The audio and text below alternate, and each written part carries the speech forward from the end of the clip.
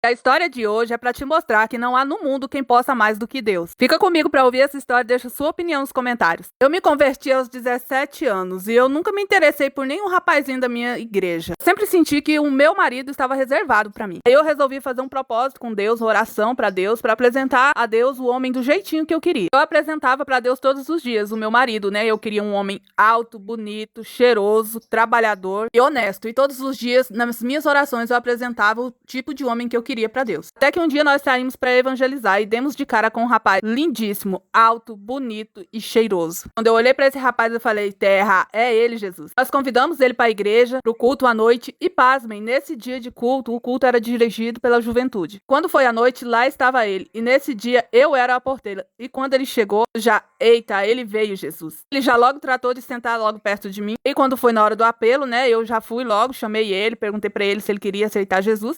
E ele soltou essa para mim, que ele só ia aceitar Jesus, só ia se converter se eu namorasse com ele. Eu dei uma risadinha para ele e fiquei calada. Obviamente, ele aceitou, né, se reconciliar com Jesus, porque ele era um rapaz afastado. Não demorou muito, a gente começou a namorar. E agora eu vou contextualizar um pouco sobre esse rapaz. Depois que eu comecei a namorar com ele, eu fiquei sabendo que ele estava passando por um momento terrível de depressão. Ele tinha acabado de terminar um relacionamento, morou com alguém que tinha feito muito mal para ele. Vi alguns relatos, né, que essa mulher fazia algum tipo de feitiço para ele e simplesmente não conseguia se libertar desse relacionamento. Quando esse relacionamento acabou, foi porque ela foi embora com outra pessoa. Quando ele ficou sabendo disso, ele tentou acabar com a própria vida. E ele pendurou uma corda e o resto vocês já sabem. A mãe dele, que é uma mulher fervorosa em oração, né, que na hora que ele foi acontecer esse ocorrido, ela teve uma revelação com aquela cena. Durante uma oração, né, a mãe dele estava de joelho orando para que Deus libertasse o filho dela, né, situação da qual ele vinha sofrendo tanto. Teve uma revelação na hora da oração, ela levantou e foi correndo pro quarto dele, chegou lá e pegou ele daquele jeito. Ela chegou lá, ele já estava desfalecido, pendurado, uma corda, né, foi aquele desespero. A mãe dele pegou uma faca, cortou aquela corda. Ela chamou o socorro, né, ele teve que passar pelo processo de reanimação. Eu costumo dizer, como a própria mãe dele disse, que foi o próprio Deus que trouxe ele de volta. Apenas com 3 meses de namoro, nós nos casamos. E com 1 ano de casados, nós tivemos o nosso primeiro filho. E depois de 5 anos, nós tivemos a nossa princesinha. Nosso casamento era uma bênção. Começamos a construir as coisas juntos, sempre na presença de Deus. Meu marido me tratava muito bem, mas tinha um porém. Ele nunca falou que me amava. Às vezes eu questionava ele, né? Nosso casamento era perfeito, mas só que ele não falava que me amava. E eu comecei a apresentar essa situação na presença do Senhor. Após 14 anos de casado, né? Nós compramos uma chácara e ele ainda sem dizer que me amava. Isso era um sonho pra nós. Nós estávamos muito felizes. Ele trabalhava com o meu irmão. O meu irmão pediu pra ele ir na outra cidade prestar um serviço. Aí nessa cidade ele teria que passar mais de uma semana lá, enquanto essa obra, esse serviço estava em andamento. Justamente no dia que ele viajou, eu tive um sonho estranho. O Espírito Santo de Deus me avisou que tinha alguma coisa de errado. Nesse sonho, eu sonhei que tinha uma cobra seca, sabe? E que meu marido estava aprisionado numa cama por uma mulher. No decorrer do dia, eu fiquei com esse sonho no meu coração. Parecia ter sido uma visão. E quando foi no final do dia, ele me fez uma ligação, né? E falou assim: meu bem, você não sabe quem foi que eu encontrei aqui. Eu acabei de almoçar com